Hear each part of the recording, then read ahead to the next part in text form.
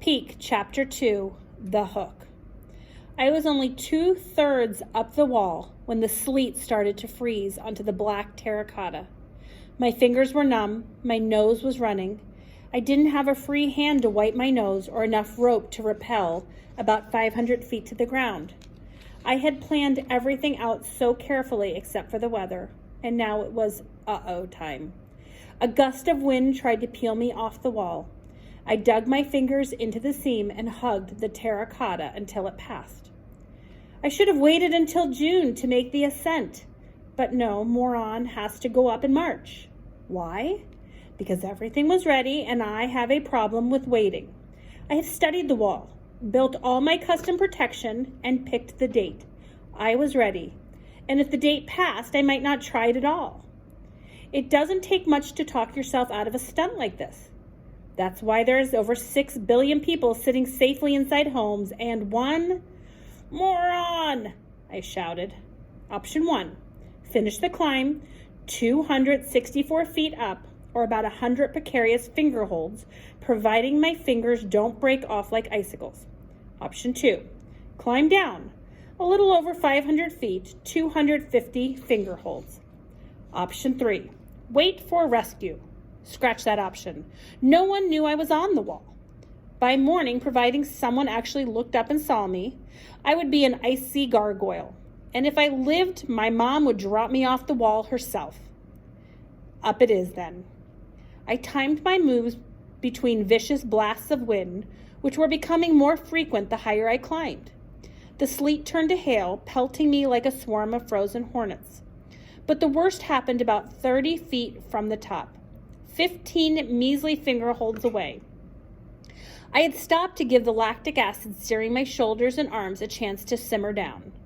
I was mouth breathing, partly from exertion, partly from terror, and I told myself I would make the final push as soon as I caught my breath. While I waited, a thick mist drifted in around me. The top of the wall disappeared, which was just as well. When you're tired and scared, 30 feet looks about the length of 2 football fields, and that can be pretty demoralizing. Scaling a wall happens 1 foothold and 1 handhold at a time. Thinking beyond that can weaken your resolve, and it's your will that gets you to the top as much as your muscles and climbing skills. Finally, I started breathing through my runny nose again, kind of snorting really, but I was able to close my mouth every other breath. This is it, I told myself. 15 more handholds and I've topped it. I reached up for the next seam and encountered a little snag. Well, a big snag really. My right ear and cheek were frozen to the wall. To reach the top, you must have resolve, muscles, skill, and a face. Mine was anchored to that wall like a bolt, and a portion of it stayed there when I gathered enough resolve to tear it loose. Now I was mad, which was exactly what I needed to finish the climb. Cursing the every vertical lunge, I stopped about 4 feet below the edge, tempted to tag the monster with the blood running down my neck. But instead, I took the mountain stencil out of my back. Cheating, I know, but you have to have 2 free hands to do it freehand. Slapped it on the wall and filled it with blue spray paint. This is when the helicopter came up behind me and nearly blew me off the wall. "You are under arrest," an amplified voice shouted above the deafening rotors. I looked down. Most of the mist had been swirled away by the chopped rotors, and for the first time in an hour, I could see the busy street 800 feet below the skyscraper.